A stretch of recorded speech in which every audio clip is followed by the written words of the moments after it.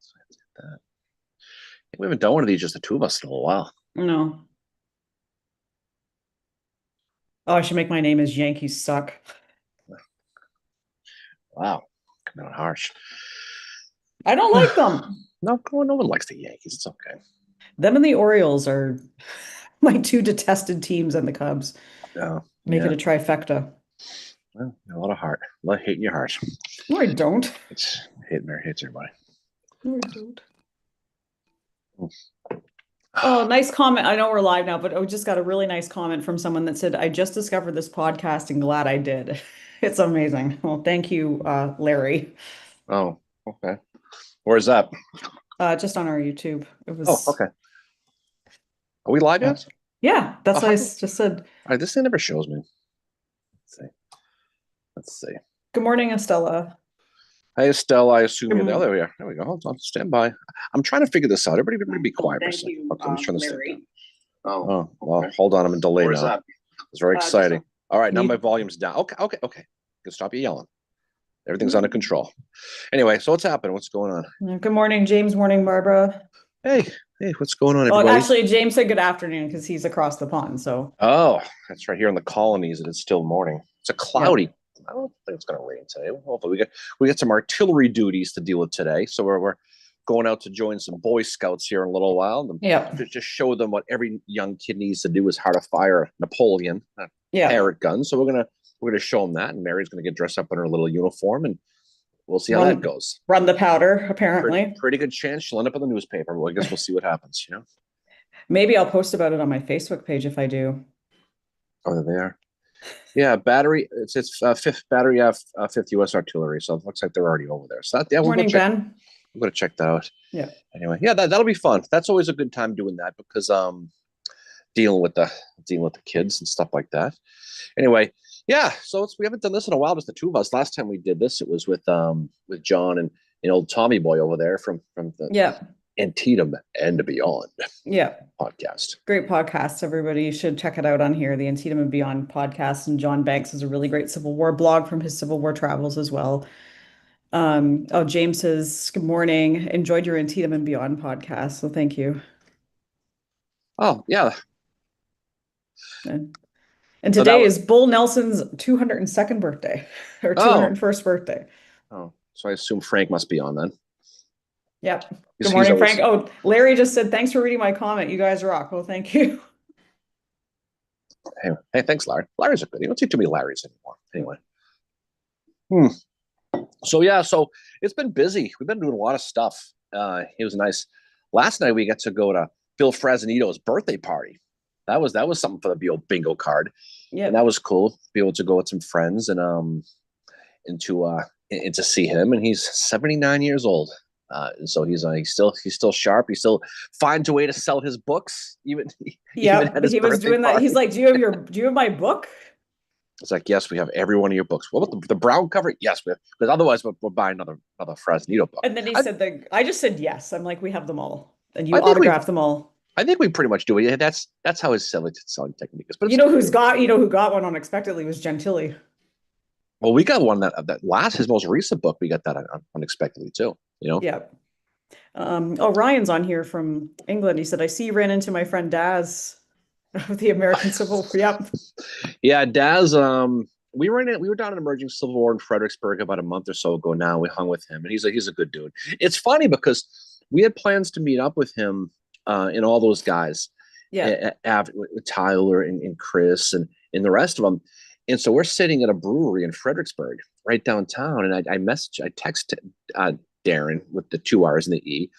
I say, where are you guys at? And he literally walked right out of the door into where we were. It's like the Yeah. weirdest thing. And we just happened to be at the same place that he was at. Yeah. And we carried on with him for a little while. Then we did he brought us on his podcast, American Civil War in UK. Yeah. And we talked about Chickamauga, which I know was dear and dear to your heart. Mm-hmm. No, that was great being able to talk about that. And I've been reading Dave Powell's trilogy about it. And it's really, really good. So it was good to get on there and talk about it because yeah, I do feel like Chickamauga still doesn't get the attention it deserves. I have to say, like speaking of Western theater, the other night at the Gettysburg Roundtable, excellent presentation by Derek Maxfield again about Sherman. Mhm. I'll just let you know, James said congrats on the Sox, and Bill Pike says go Sox. Sox, this is the year. Now the duck boats. Sadly, it's been a whole year and change since Boston's last championships. The drought All was I like, ask is that when the Tribe gets bounced, that you just kick the Yankees' butt. Like just oh, I think the Yankees would have to be first. I don't think the Red Sox would see Cleveland until the ALCS, but it doesn't matter. Hey, you know what's fun? Baseball playoffs are fun. When your team is in, it's even better. When it's not, baseball is going to a sport you can just watch, especially for the yeah. playoffs. But But we'll anyway, see. but the roundtable the other night, Derek said that, and I agree with him, that Vicksburg is the more important victory. And there was a couple people at the Gettysburg Roundtable that were like, "Rrr," like, Well, of course, I mean, look, know the audience. It's the oh, I know. Gettysburg Roundtable, and look, we love Gettysburg. Don't get me wrong, but I mean, there are people here who think literally the entire Civil War was fought here in the 717, pretty much. And they hold it to a certain level, Yeah. and it's absolutely one of the absolute must-win big boy battles. But you're talking military strategy. Vicksburg's certainly bigger Hmm. because it cut the Confederacy in two. It gave control of the Mississippi, and they were able to now really focus on taking care of the East. I mean, the East it's close to Washington, and everything is going on, and all the Yeah. battles here in the East, it's all the same thing. I mean, it's Hmm. just following it's around and around and around, going through Virginia and a little bump into Maryland, a little bump into PA. But like we said a million times, the West is where it was won. You can't win the Civil War without Vicksburg. It's impossible. You No, you could also lose. You can't. could lose No. here. You could lose Gettysburg and still win the war, but you can't lose Yeah. Vicksburg. You also can't win without Chattanooga or without Atlanta either. Like that's the thing, is those are like the three things have to happen: Vicksburg, Chattanooga, and Atlanta. And you also still have to hold Nashville. Like nothing against Gettysburg, but you know, yes, there are people here that think this is like the end all be all of the Civil War. Morning, No, I David. mean, no, but there's nothing wrong with that. If you just because you know what, and that we've said a million times, there's no right or wrong answers. If you think that Gettysburg is knock yourself out because a lot of people do, and people can make a certain real case for it. Um, but at the end of the day, it's a campaign. It's a culmination of a lot of different things. Everything had to go a certain way for either side to win. And you can make a case looking back. You can probably make a case like the butterfly effect and just pick a random battle, and you can make a case that led to the biggest one in a lot of different cases. But if the South does win here, it has a huge Hmm. impact on the '64 elections. Um, but again, if you don't win in Vicksburg, it becomes more of a quagmire, giggity, right? And that's what Yeah. happens. And that's what Yeah. happens. So you have to win. You have to win. Yeah. Well, the other thing too that you brought up recently, and I can't remember if you brought, I don't think you brought it up on here. It was somewhere else. We were talking with a bunch of people about it. And it was about Longstreet's impact on going west is huge, and people don't think about that enough. No, you certainly. But I think you have to just see the big picture of it, and it's funny because you can make a case in the East. It starts at Manassas, then it rolls down to the peninsula, then it rolls out to it goes around and around. Yeah. It's like a snake that just kind of follows them around. Yeah. But when you look at the West, it goes everywhere. But I'm Um, talking about specifically Longstreet. yeah, no, but I mean Longstreet. We had the situation about how that changes with Longstreet too, and it's funny because if you read the really really good books on Longstreet, specifically Liz Varen's book, right, Yeah. it tells a really really good story about him and gets in his head a little bit. Longstreet, he's a very different guy from pre-war to Gettysburg, and then from post-war to his death. He's a Hmm. different guy. A lot of them are. But I think a lot of people tend to focus on the Gettysburg, the Lee thing here, right? Um, and I think it kind of tells a story where it's almost like Jackson and Lee, Jackson and Longstreet are fighting for their dad's approval with Robert E. Lee, and Yeah. and you got people who there's the Lee faction, there's the Longstreet faction, there's the Yeah. Jackson faction, and that's what's interesting about it. And they can make cases for all of it, I guess. Yeah. But you had said, I'm trying to remember exactly what you said, that Longstreet going west to fight at the Battle of Chickamauga had these repercussions that people don't really realize or talk about. That Yeah. he goes west and it changes. Well, let's suppose he doesn't go west. Let's suppose he just stays here. Okay, he stays in the east. He goes. He stays here with Lee. He doesn't go. It's pretty obvious that if not for James Longstreet, and that includes John, that includes Hood, they don't win Chickamauga. If the Yeah. Confederates don't win Chickamauga and the Union is going to hold on to Chattanooga for the most part, then Rosecrans doesn't get fired. Yeah. He probably doesn't. He wins the Battle of Chickamauga. He holds on to Chattanooga. Rosecrans does not get replaced by Grant. So what happens to Grant? Grant probably goes to the Trans-Mississippi and does his thing. Takes Sherman with him. Sherman is the one who wanted to do the March to the Sea. And he begged and begged and begged. He finally got his way.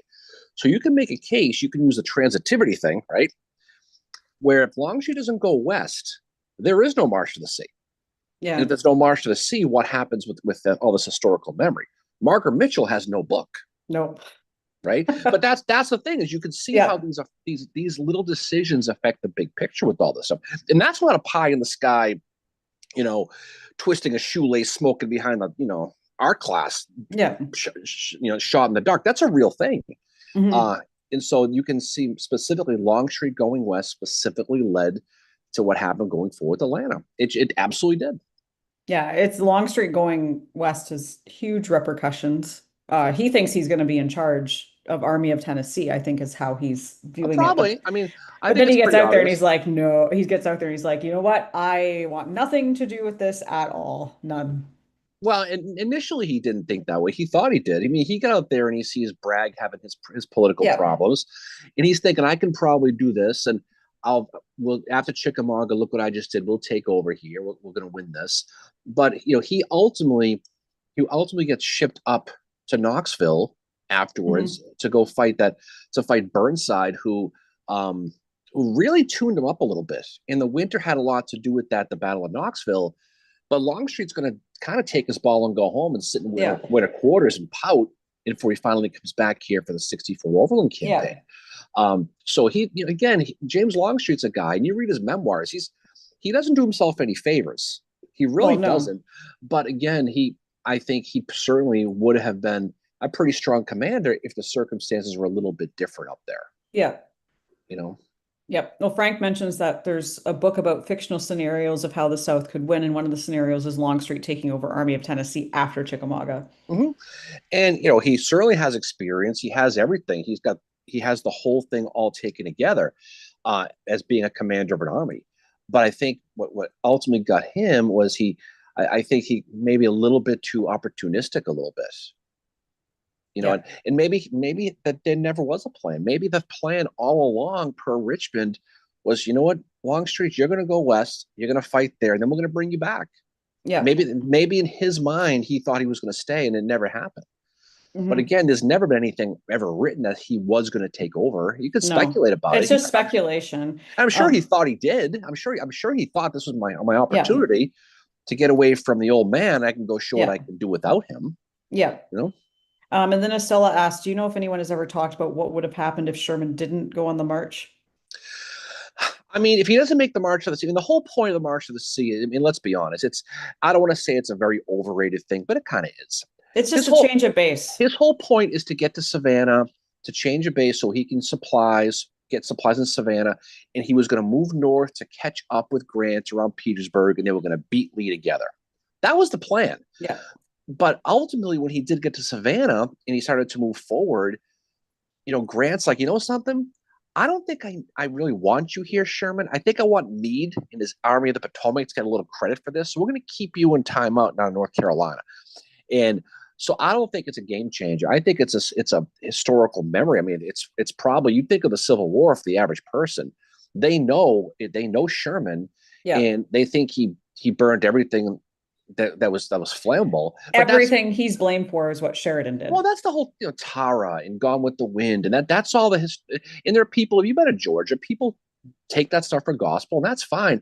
But I don't think if he stays in Atlanta, or he moves up outside of Georgia, goes maybe northeast, does it that way, I don't think it makes a difference. Mm-hmm. I think ultimately it was about supplying the army, and I think Grant. I wonder if Grant all along said, something, I'm kind of don't need you. But here's what I want you to do. If you want to do your plan, you can do it. I mean, don't forget that was Sherman's idea, and he Mhm. wanted that badly. And first he's chasing Hood down, and then he ends up having Schofield do it, and he finally gets the okay to do it. But I think what that did, the important part of that history is when Sherman does show up in Savannah, Abraham Lincoln says, you know something, whatever you and Grant want to do, fine by me. I'm Yeah. not meddling anymore. And that March of the Sea, if you're looking at what it did historically, is it got Grant and Halleck and Stanton, but especially Lincoln, off of their backs. Now Yeah. they're trusted. They're in the family, right? So Yeah. he doesn't have to worry about them anymore. That's what the March of the Sea did. And Yeah. that's what I did. The march also changed warfare, I think. I don't think Shenandoah Valley campaign, as much as I don't like to give Sheridan credit, I don't think the Shenandoah Valley campaign and the burning of the valley gets enough credit for how it also changed warfare. And as I said, and we said this in our episode about the march, and I think we said it too in our episode about the burning of the valley, that the stuff that Sheridan does in the valley is what Sherman is accused of in Atlanta or on the March to the Sea. Yeah. And the thing with that is like you have to go all the way back to what was that campaign, the mini march that Sherman did in the Vicksburg campaign? That was his Oh yeah, that was which one was that? Meridian. Meridian Meridian campaign. campaign. Meridian campaign, for those who haven't studied it, is a fascinating study because it is the basis. It's where Sherman realizes if I do this on a large scale, I can this could have a huge effect. And Derek Maxfield the other night, he did a great job at explaining the march in a Mm. very short period of time. Like he explains that that entire time that Sherman is at Atlanta, so between September 1st and November 14th, 1864, Sherman is studying maps, he's studying census, he's figuring out how all these parts can fit together and what is the best path for him. And I know there's been instances of a few letters that Howard wrote where he starts hinting at the march, and I think around October, he starts hinting at it to his wife, saying, "We're in the planning stages for something, but I can't tell you what it is." So he's at that point bringing Howard into the conversations Yeah. about the march and I think that again shows how I don't think people realize how trusted Howard was to Sherman, that he's kind of his second guy. And if anything had happened to Sherman on the march, Howard was the one that was going to it would have taken over that whole, I think was it Department of the Cumberland? What was it? Or Cumberland. But Yeah. Sherman, I mean, Sherman was a psychological disaster. I mean, he was. I mean, he Oh was a yeah. I mean, from everything going on, with Ellen, everything going on with his own personal insecurities, everything, with him having that quasi nervous breakdown early in the war, Yeah.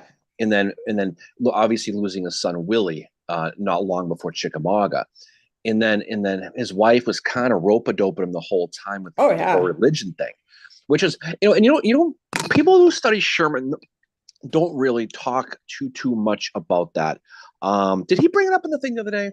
He did, and MJ just mentioned that she Oh, never knew all the drama with his wife Ellen. Like, and I agree, MJ, that talk by Derek was great. And his book and I'm glad I'm is glad he excellent. mentioned that, because that's some aspect of his life that no one ever talks about. For people who don't really know the whole thing, you know, Sherman's wife Ellen was Catholic, and Yep. and he was also the daughter. She was also the daughter of the man who kind of adopted him and Yeah. took him in.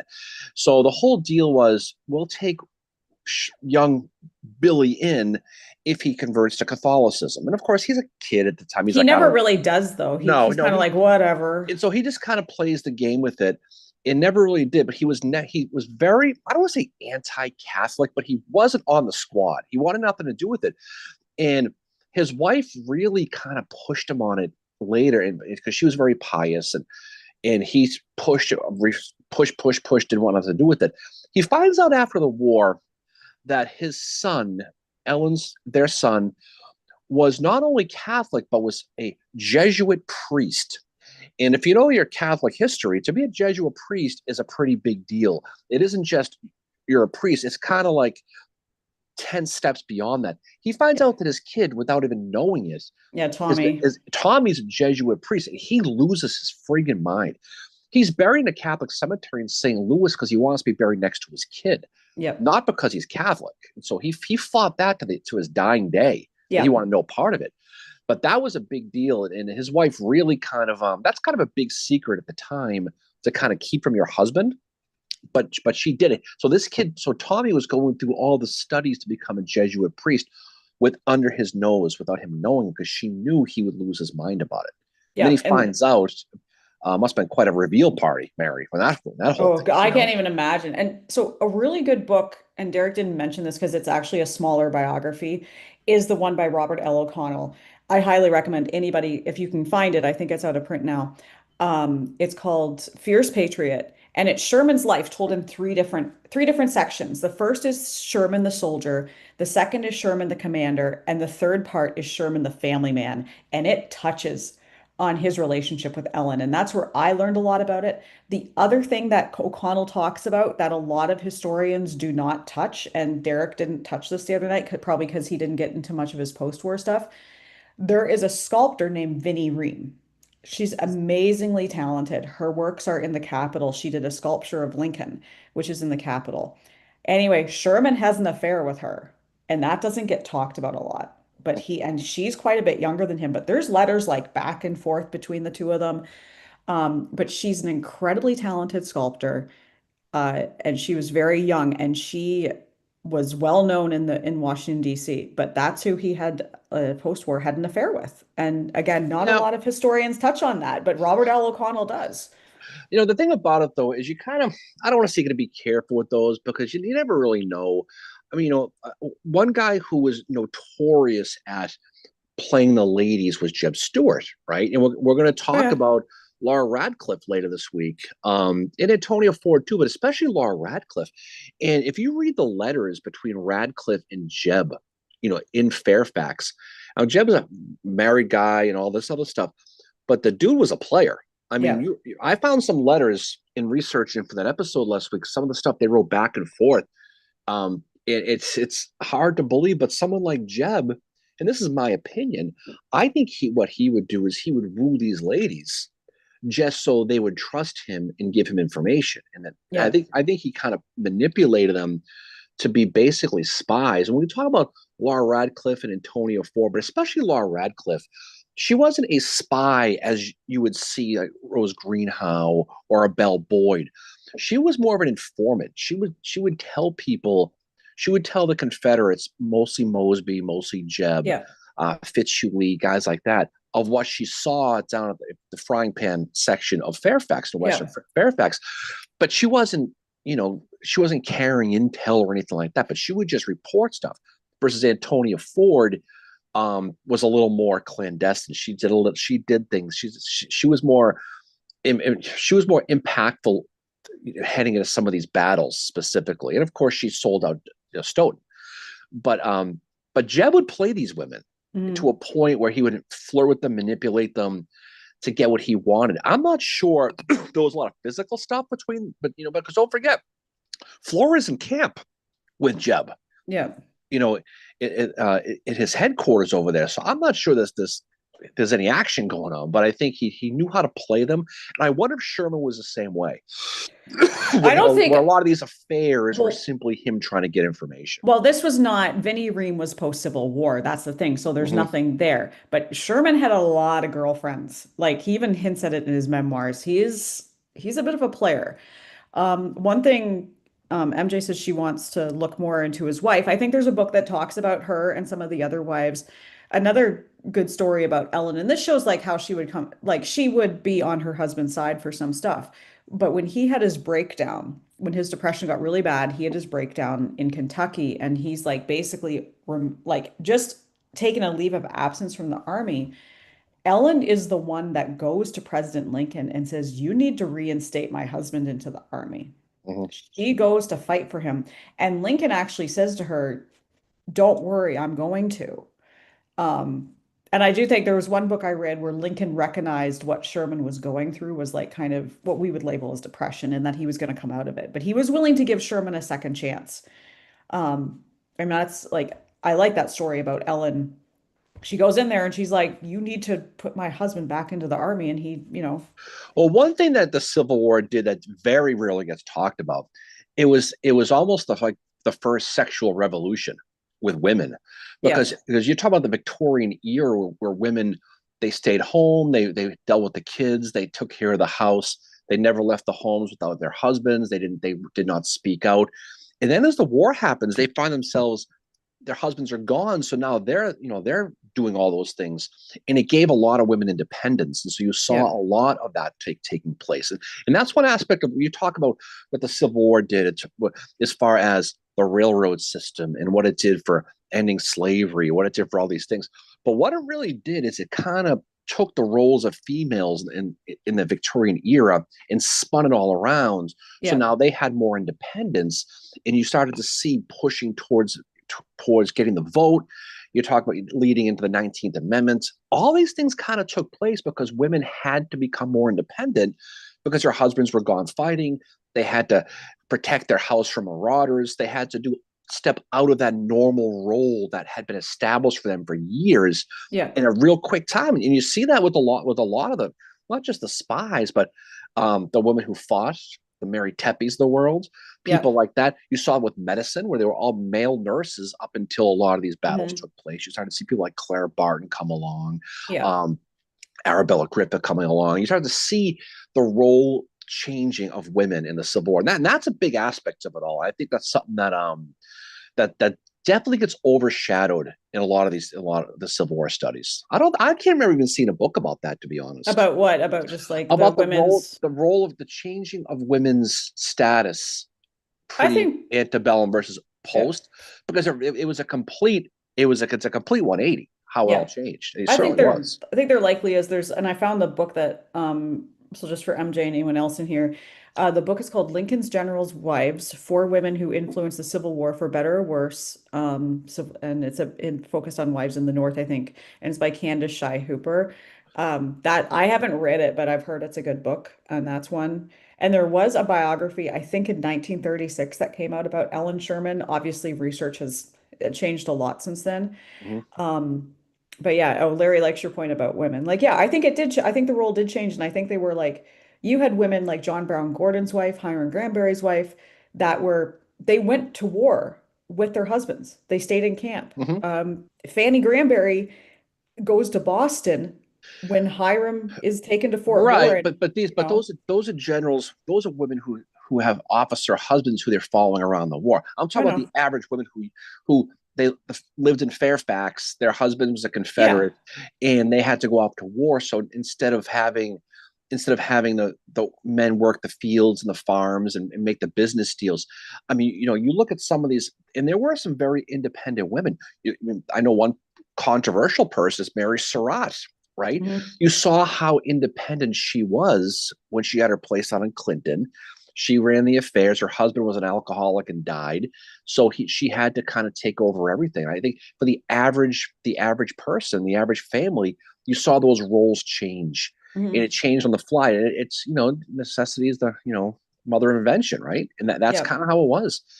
You saw that. You really see that with Laura Radcliffe, right? You specifically, and you see that with a lot of these other people. But again, it just goes to show how impactful the war was, with way more than just the blue team Yeah. squelching the gray team. It Mhm. really, really was. Yeah. No, I agree. And I mean, I'm not like, but too, like for a woman like John Brown Gordon's wife, she had kids. They had kids, and she's like dropping them off at the mother-in-law's place and being like, I'm going with John. That's a change too, because women's role at that time was to raise the children, Right. right? That's what I'm saying. Yeah. And there she is. She's like, I am going with him to help out um in the camps, and I want to be with him. And that's a huge thing too. She's leaving the kids with the mom.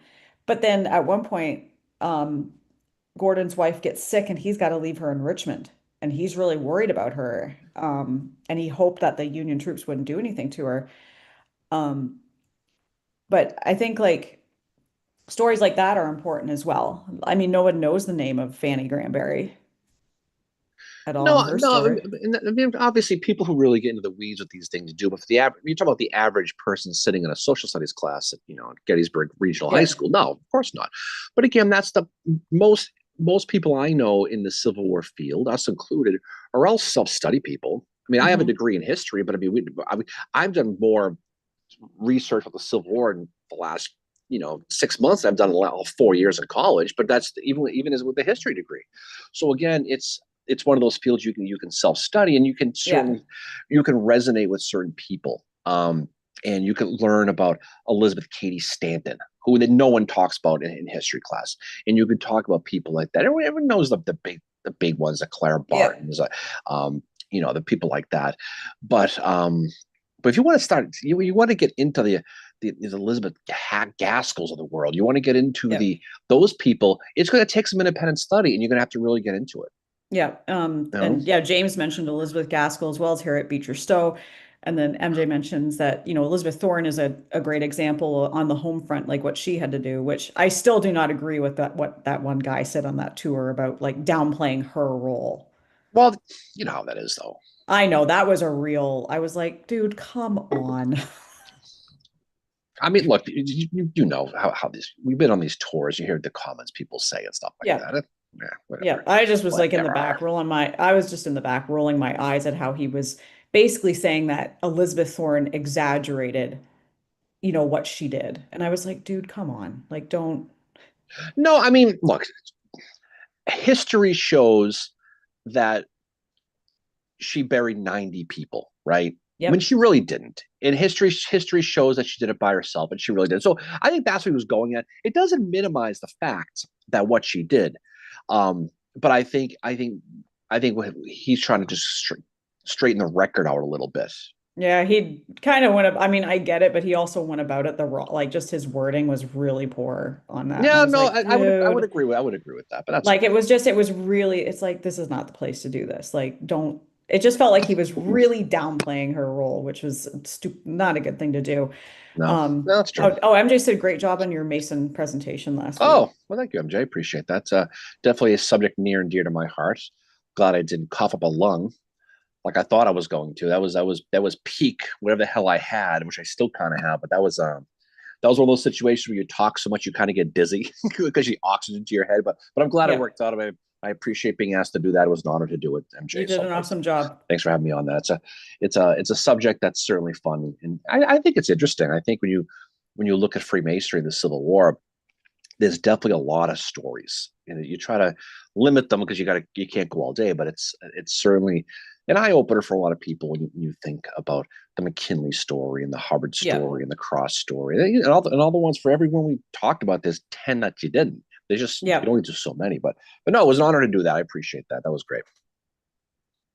And I really want to find that letter for you of that Henry Halleck wrote to like about basically blasting him for being like, how dare you go behind my back, you know, and do this stuff to me. Yeah, I mean, as you study these things, you realize what a snake Halleck was. I mean, chief of staff of the army, felt he ran the whole damn thing. Yeah. But almost everybody had issues with him. I mean, Oh certainly yeah. everybody. Um, and that's part of the deal. We did the episode of Harper's Ferry the other day, and you realize the issues that all these guys had with them. Dixon Miles, who was incompetent himself, but he couldn't stand Halleck. He Yeah. just because Halleck, he was the guy who insisted on holding Harper's Ferry. The only guy in the world who insisted on who felt Harper's Ferry was more important was John Mosby. When you read Yeah. his memoirs, when Joseph E. Johnson pulled out of Harper's Ferry, Mosby lost his mind. This is going back to 61. Um, but again, Halleck insisted on holding Harper's Ferry. And Lee was right. You can't go into Maryland or PA without taking care of Martinsburg and Harper's Ferry. And he was right Yeah. about that. But you don't need to keep a garrison there. And so you saw a lot of these people, McClellan after Antietam, he doesn't want the garrison there. So obviously, Hooker didn't. He wanted the men, Yeah. and they kept saying, nope, it's got to stay there. And then finally Hooker said, if I can't get the men, I'm quitting. And they said, okay, well, then you quit then. And then they put Meade in charge. And Meade goes, hey, I'd like those Harper's Ferry guys. And they go, absolutely, go ahead and take them. And Yeah. so they use that as kind of a political wedge. Um, but Harper's Ferry is a fascinating place, and it's a place it's undefensible. You can't defend it. So that's why there's no sense keeping the people there. What's the point? Yep. Yeah. Oh, Glow Jam's on here. Good morning. Back to Saturday, 10 a.m. Yeah, for this week anyway. Yeah, it's finding time. That's the whole thing, is just finding the time to do it. We like doing the night ones sometimes. It's a little bit different.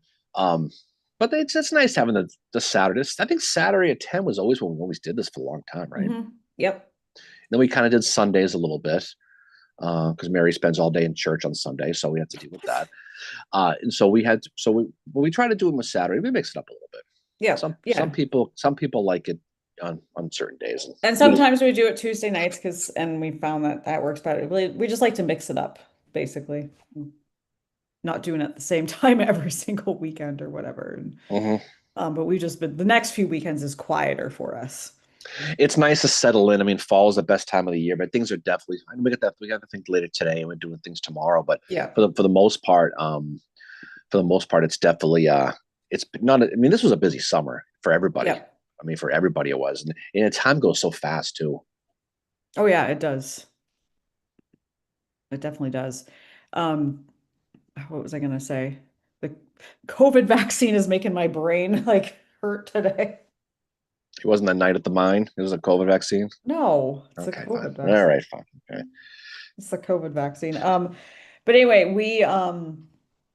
so we attended the talk about Sherman the other night at the round table, and I think he wanted to get to the end of Sherman's life, but the one thing I liked is that he, you know, and we agree with him about this. He talks about how if you only read Grant's memoirs and Sherman's memoirs, you are going to get a very skewed view of the battles for Chattanooga because they don't give Thomas or Hooker credit for what they do, especially Thomas.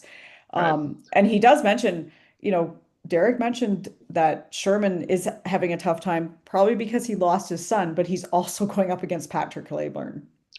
No, they certainly have a. I mean, this isn't just an indictment of Grant and Sherman. You read anybody's memoirs. I mean, you want to read some real fabrication. Read Longstreet's memoirs. Yeah. I mean, he had books specifically written about him to dispute his own memoirs.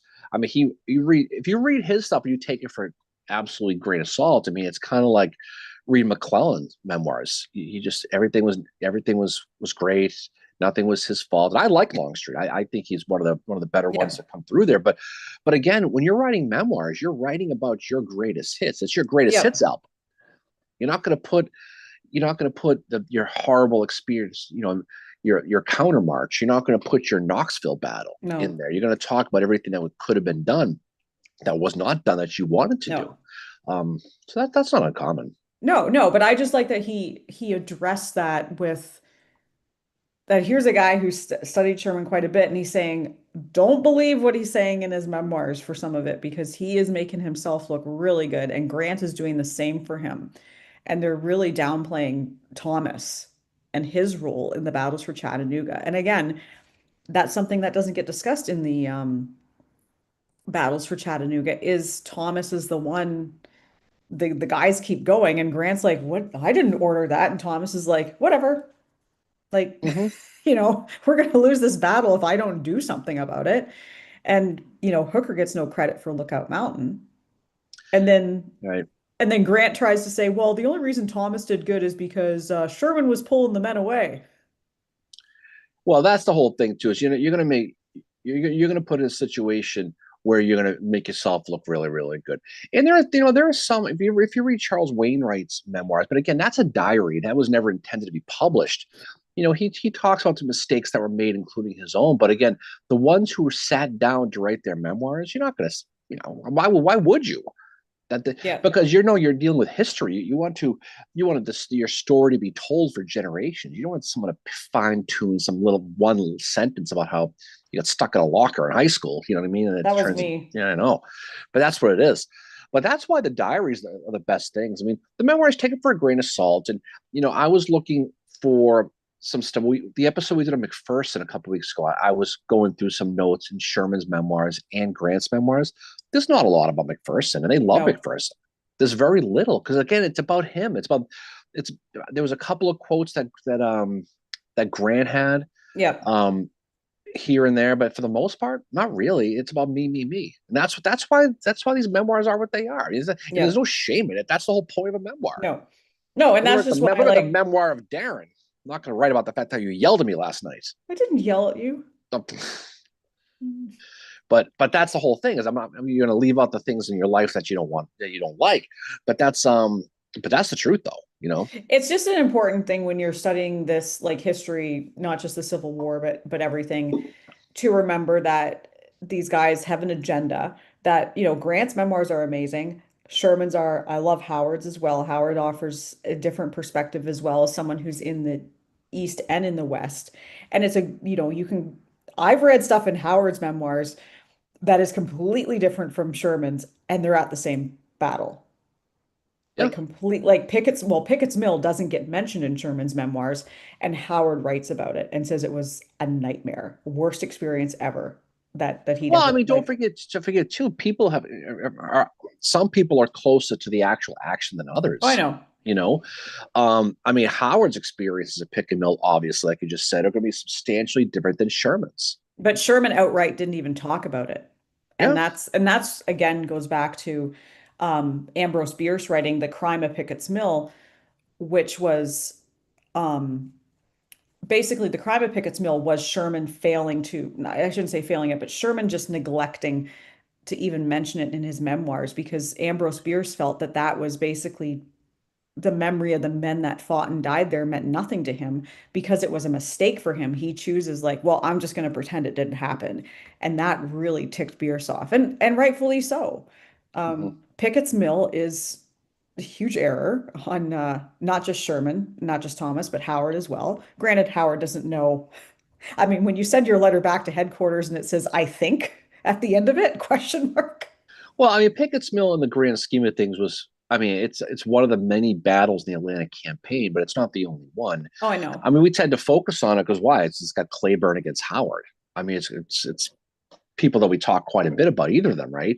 So again, but you could look at Dallas, you could look at Resaca, you could look at all of them, and you can make the case either way. Yeah, it was a bad place. It was a really horrific place to fight. Obviously, you're looking at specifically at that deep. If anybody's been at Pickett's Mill, and the terrain's exactly the same. It's like this. It's got a big Like ravine it's right that. carved in the middle.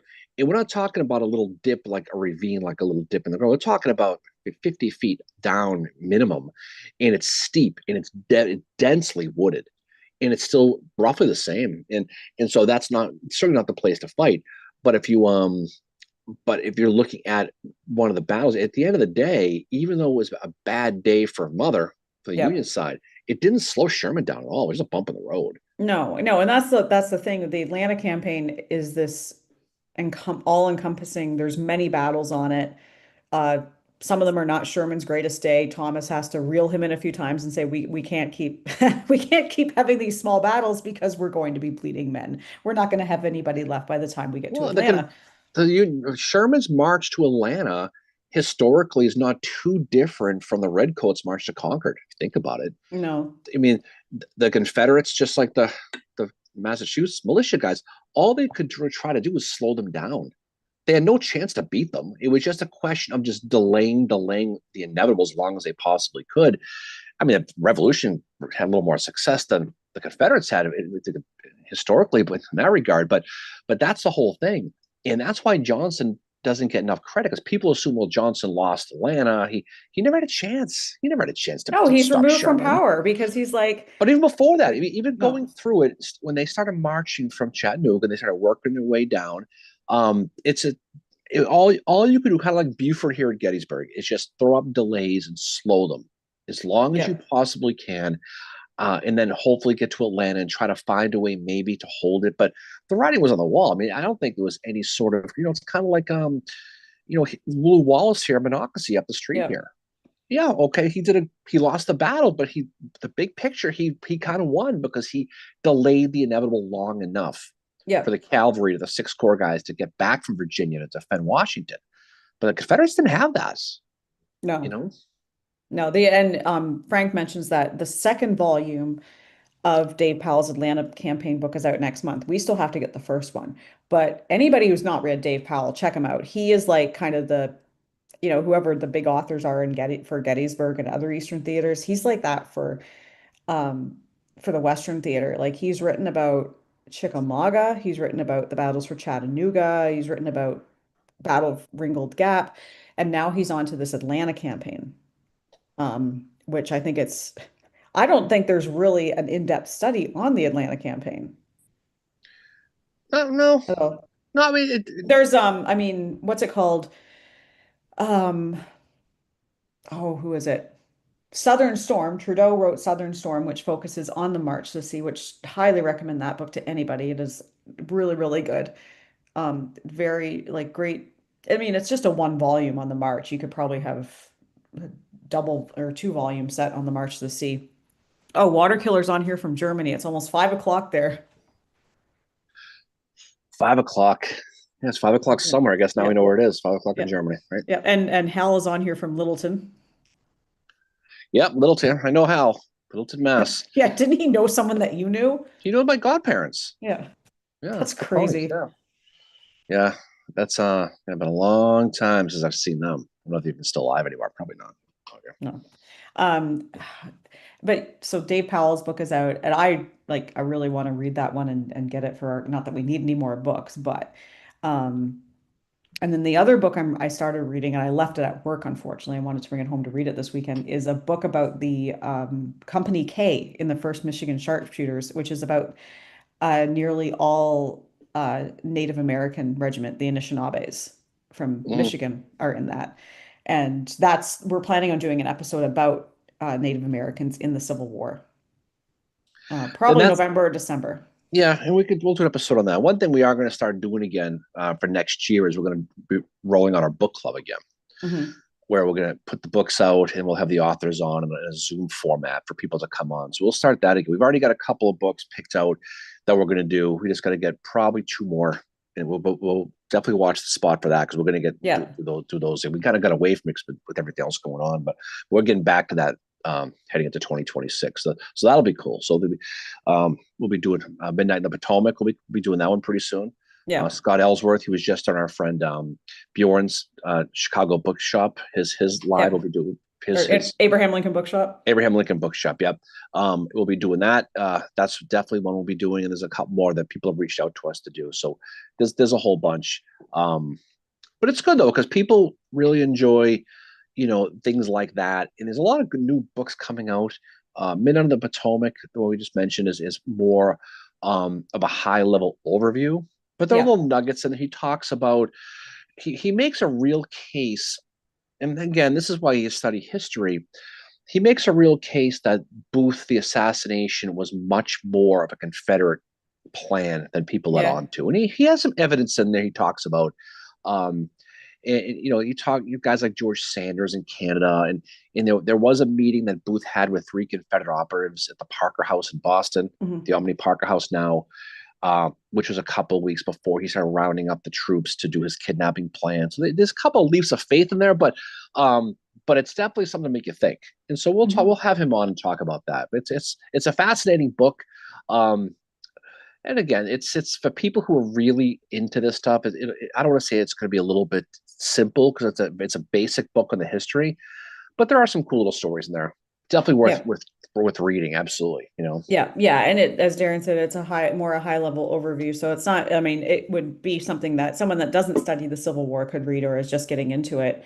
Yeah. Um, but yeah, this Michigan book I'm reading is actually it's like a young adult novel, so it's written in a like it's not an academic book. It's it's a very easy read basically, but it's really so far it's good. And it starts off in Petersburg in 1864, but it's good and it does talk about like how the people that live in Michigan in the area where the Company K is from, they're descended.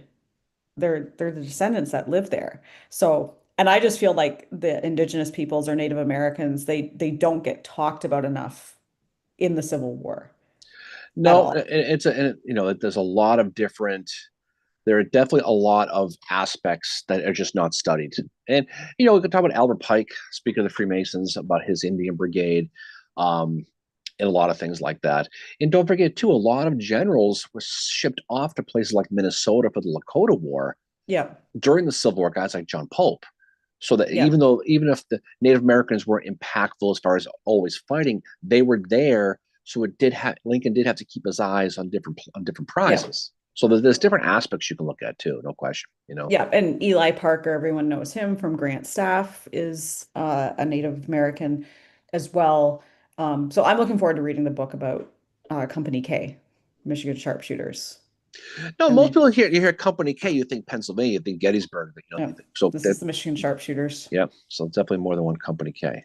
Well, that's what you said to me. You're like, "Are you talking about Pennsylvania?" I'm like, "No, I'm talking about Well, when you Michigan." said you're reading a book in Company K, of course that's especially in this area, you hear Company K, you automatically think of Yeah.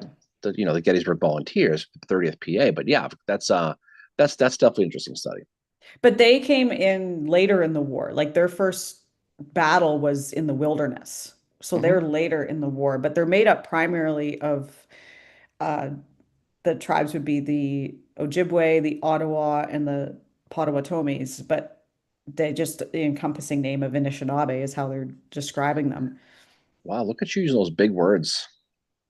Remember, I couldn't say Chattahoochee. Yeah. Can That you was say my bad. Anishinaabe? No.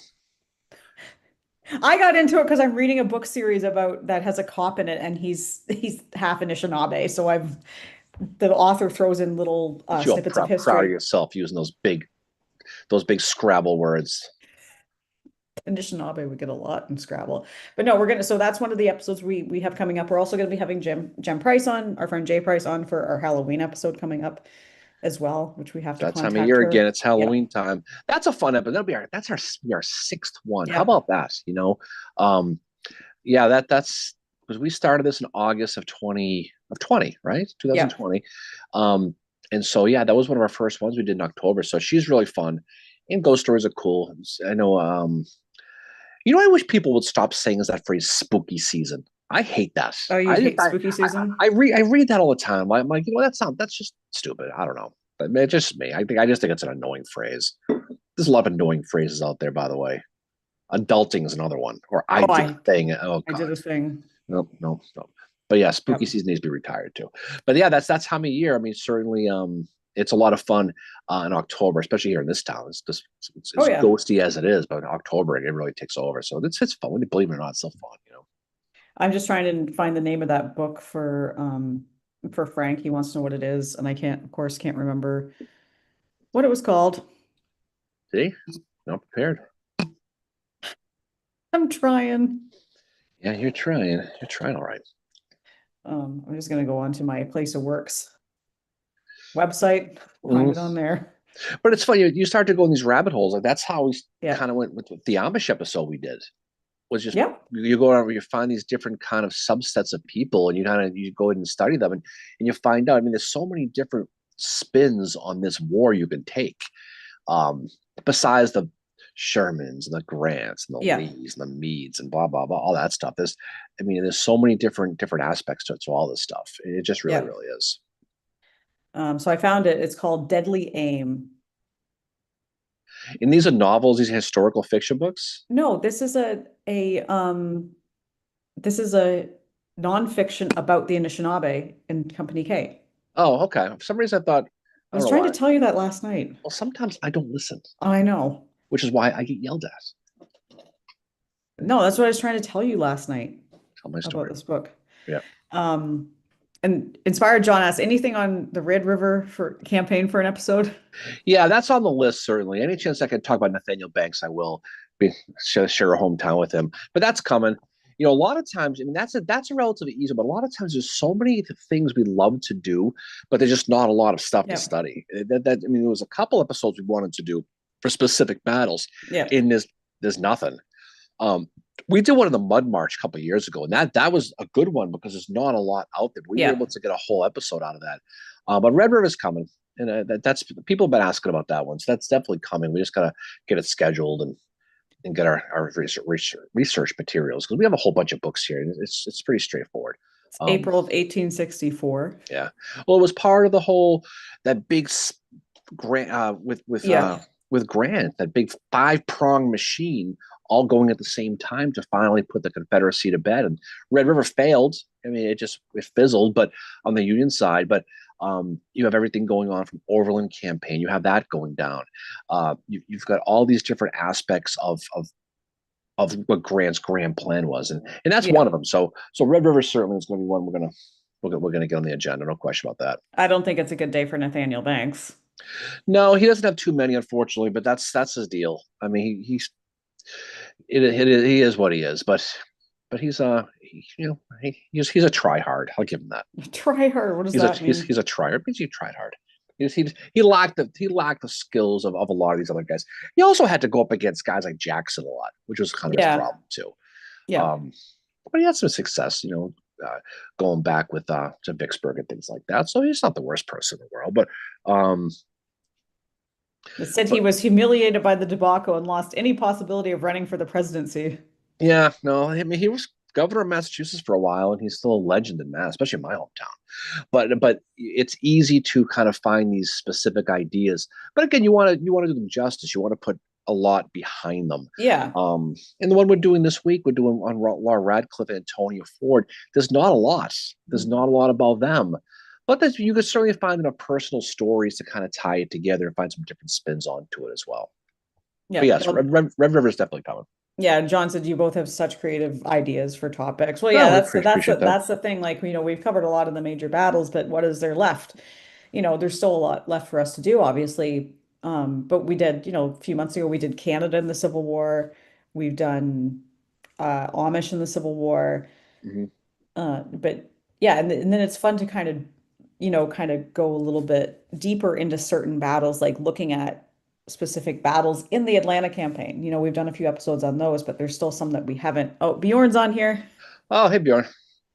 I got to hang out with him in Chicago 2 weeks ago. That was a lot of fun. That was fun. Lou Malnati's. I think we ordered too much pizza that day, but it was okay. I know. That was great pizza. You can never have too much Lou Malnati's, but no, I mean, the episode we did on Henry Harrison, the spy, was a good one, because people know who these people are, but if you can find the primary source materials, or even a book, there are certain things to do.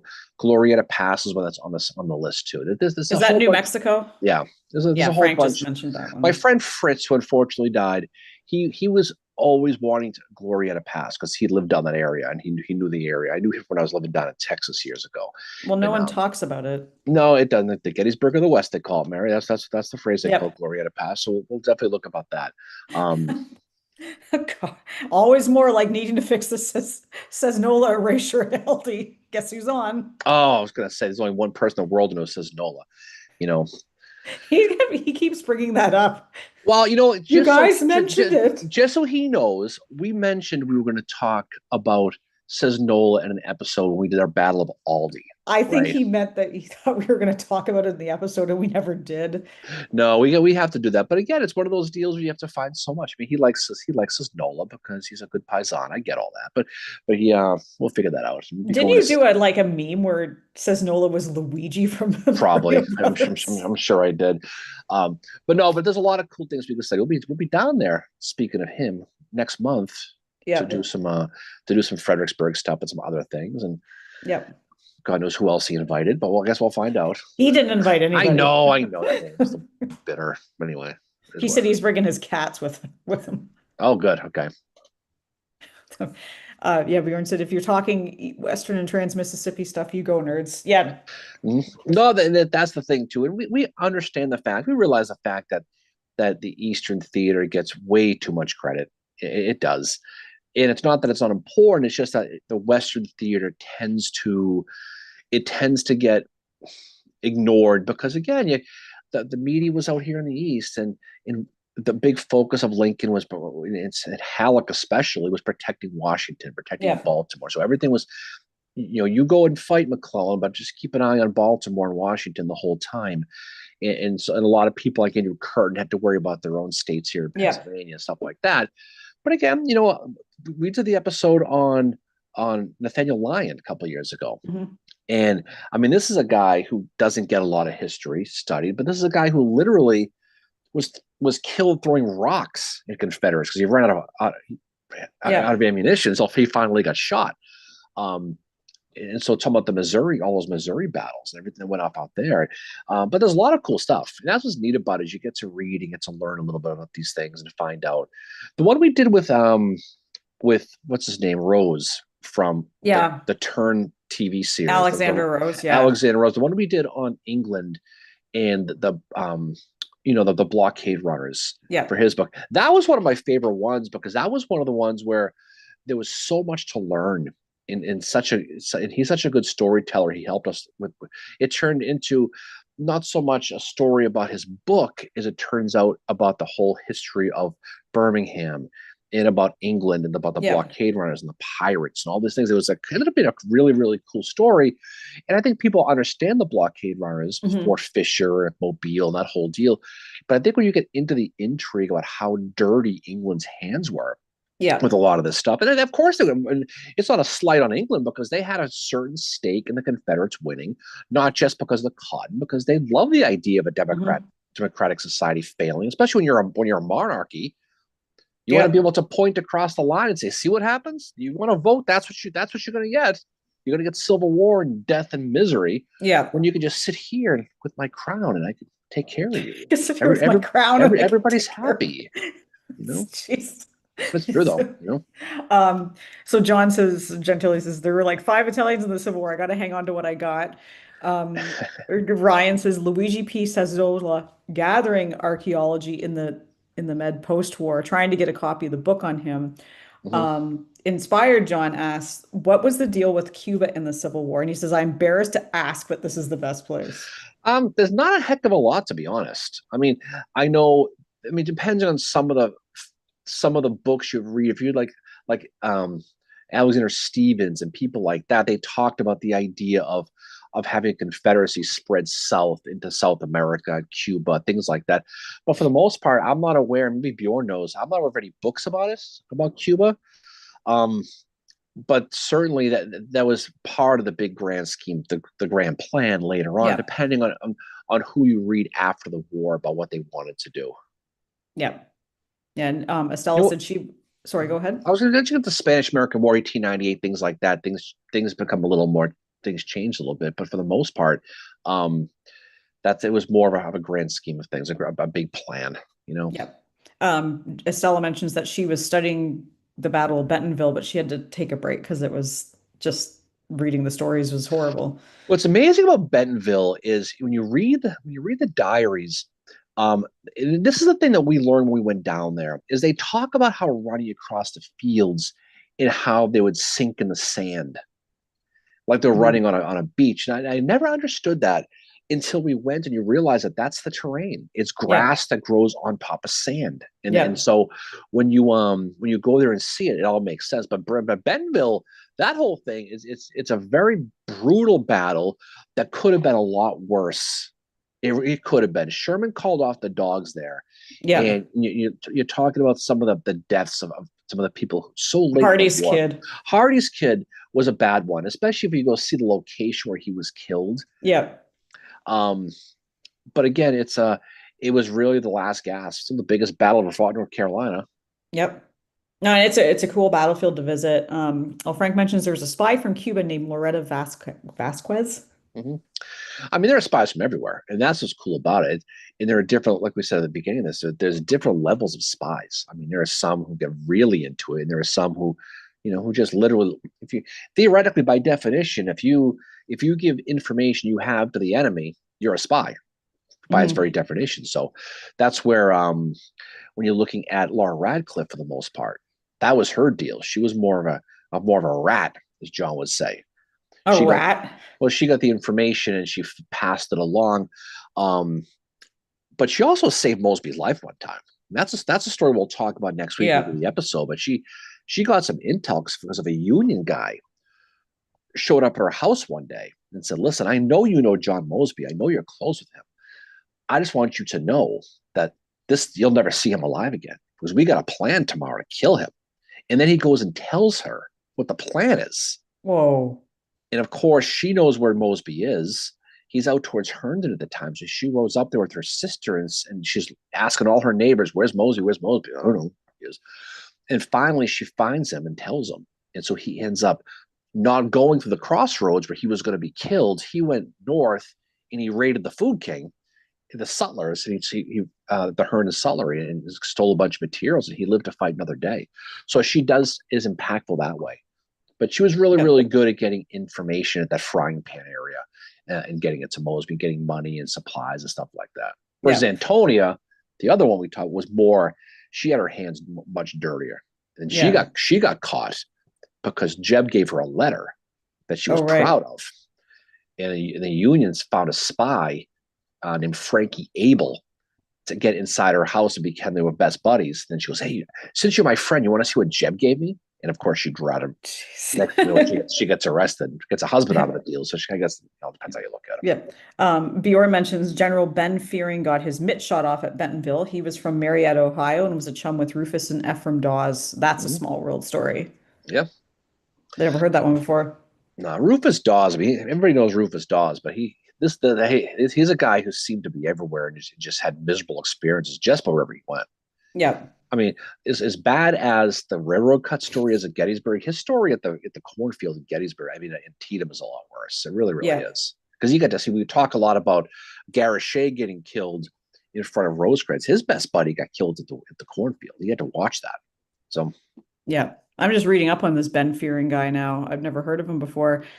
He was Shiloh, Chickamauga, and Atlanta campaign, commanded the 3rd Brigade of Sherman's 14th Corps during the March to the Sea.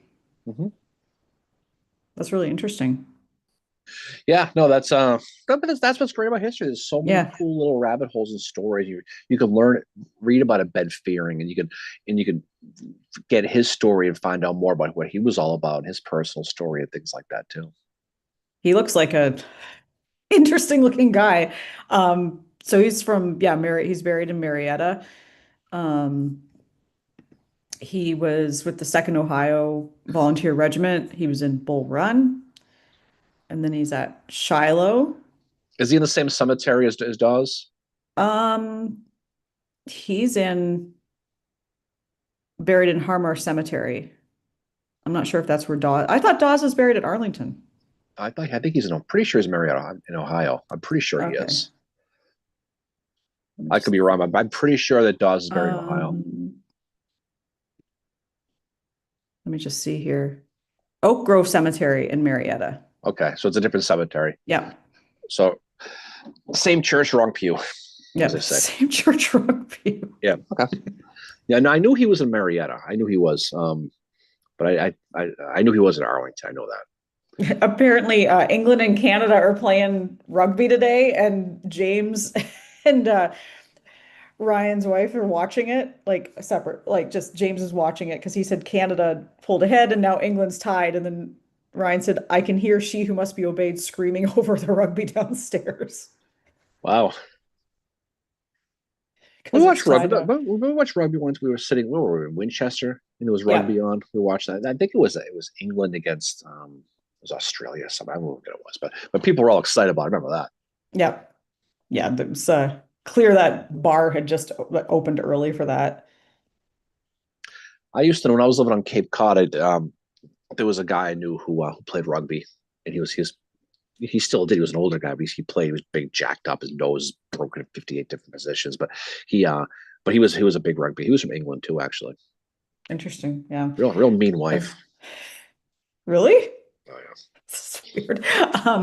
Frank was saying he's got an affinity for Hispanics in the Civil War, but there's not much written about them. That's another group too, that there's not much No, written about. absolutely. No, absolutely. I mean, there's so. I mean, when you look at the fact that in the Union Army, 25% of the Union Army was from elsewhere, was from lands unknown.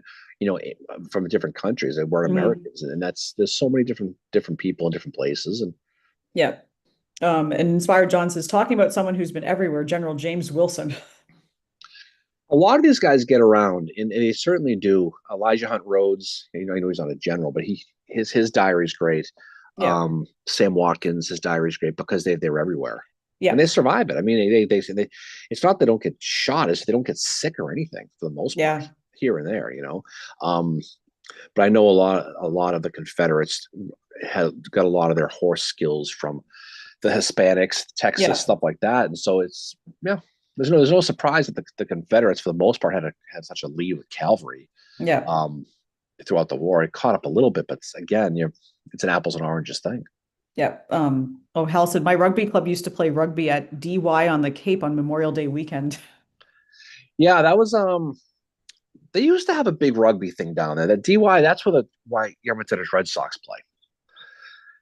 Okay. Who got destroyed by the Bourne Braves 19-2 in the final this year. I don't know if Yep. you know that, Mary. But that's a nice area down there. Um, But that's the thing is there's a lot of different. That's what we run into somebody who does a podcast and he says that he hasn't done an episode in a while because he's ran out of ideas. yeah, and we're Like I don't like, know whoa. how that's even possible. There's Yeah. so many different spins and angles you can take with this, and so many different avenues just to study. What I want to revisit in April is Shiloh. Like I want to do an episode, something about Shiloh. Yeah, I mean, we did that with one episode, but we had some issue with the microphone, and Yeah. you know that, and so we need, but that was one we should have done 2 episodes on. It's such a big battle; it's just so big. I feel like we just need to redo Shiloh. Yeah, yeah, Oh, Bjorn says George Meade spoke Spanish. He was born there. That technically would make Meade Hispanic, wouldn't it? yeah. So Cadiz, Spain, right? Yeah, yeah. On January 1st, 1819, I think. Yeah, yeah. No, he's a lot of. I think a lot of these the Irish get a lot of credit. The Germans get a lot of credit for fighting him, but they're everywhere Oh, for the yeah. most part. You know. Canadians. Don't forget too. Dan Sickles loved him some Spain too. That's what changed the season. Right? Dan Sickles loves Spain. Gentili said Edward Ferrero was from Spain. The dance teacher. Dance. I He just was. picture him in ballet shoes. I don't know why, like just dancing around the field. Ed Ferrero, he's the one who famously ordered the 51st PA and 51st New York to take the Roebuck Bridge, the what do you call it, bridge, the Burnside Bridge, but he was a dance instructor.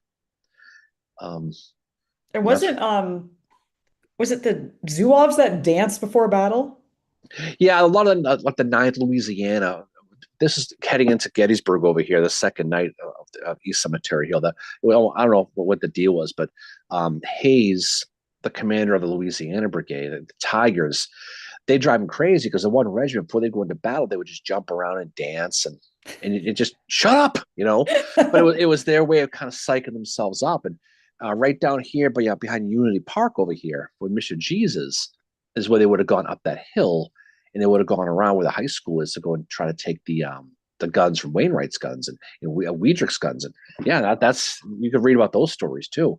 They'd like drink and party and dance around, but they I guess if you're gonna wear the outfit, you gotta have a good sense of humor. Yeah. Inspired John said, great job on the podcast, Civil War UK, talking about Chickamauga. Thank you. We enjoy being on that. We want to have Darren come on with us to talk about something too. Ryan mentions Ferrer was born in Spain to Italian parents. He is in the Sons of Garibaldi book about Italians in the Civil War. Mm-hmm. No, the Garibaldi Guard, the 39th New York, they get a lot of credit with that too. But Ferrero's fun. Ferrero's an interesting guy, but he gets a lot of credit for that. He gets a lot of credit, Who's the guy whose name I thought was Taillefer and it's Tolliver? Taillefer. But you know what though? I mean, that's the whole thing is you study this stuff, and if you read, yes, it looks like Cairo, right? Yeah. It looks like Taliaferro. Yeah. It looks like Heth. Yeah, it looks like Heth. And so, but that's why, you get hit a lot. Oh, I do. On specifically the way you speak cavalry. Yep. I can't. I'm sorry. If you have an accent like mine, it is impossible to say. You'll always get some jackass saying you're saying it wrong. You're saying it with the way the church. It's like, buddy, look, okay. Yes. It's just sometimes it's the dialect. Yeah. Relax. Go have a beer and relax, buddy. Go have a Coke and a smile. Go have a hamburger. Yeah, exactly. But that's funny. But you got hit on your old podcast for saying Heth. I did. Yeah. Someone left a review scathing review of the podcast because I couldn't say Heath. I said Heath. Scathing review. Yeah, yeah. And when it was like it was just on me, and then they were like, "Oh, but the two guy co-hosts are great." I'm like, Yeah, the Canadian girl can't say it's Heath, not Heth, and that's fine too. But you have a lot of different ways. It's Bolivar, not Bolivar, and that's it looks like Bolivar. I mean, it does, right? So it's just again, people will talk about different things. We did the episode, I forget which it was, like the Island Number 10 episode, yeah, and we said something wrong, and you thought you thought we would have just insulted his family. yeah, I forget what the word was, what he said, but it was one of the, I think it was on YouTube, and somebody said something that one of us said a word wrong or I pronounced a name wrong or something, and it's the dude took it personally. yeah. Well, Whatever, man. there was one episode where we were like, we said the pronunciation in different ways because that's like it's pronounced in different ways. It's like I once got hit for the way I pronounced Claiborne because someone was like, "Oh, in the South we say Claiborne," and I'm like, "All right." Well, I mean, but I mean, obviously, you want to be respectful to certain people, like especially names. It's McPherson, not McPherson. Things like that. Yeah, Just because, but again, people tend to like certain aspects of where they're part of the war. They love Vicksburg, they love Chattanooga, they love yeah, whatever, and so some people just like to hear their voice, and I get that. That's fine. yeah. Gentili said the Red Sox may need to sell off some prospects for the January transfer window if Liverpool doesn't get it together today. Hopefully, Liverpool gets relegated. Jeez. No, I have no idea. I know that what I like about soccer actually is they have like a 5 minute off season. It's like they kill each other for the whole year and they win, They and then kill it's like, each other. and then they have like a week. I know it's a little long on that, but there's like no off season, which is hilarious. So hopefully, hopefully we'll see what happens. But yeah, we'll see what happens. I wish John Henry would sell that interest in that Liverpool thing, to be honest. But that's okay. Oh, another one is remember I would say meager. Right, and that was that. You know what? That might have been the one. Um, that might have been the one that when you said meager.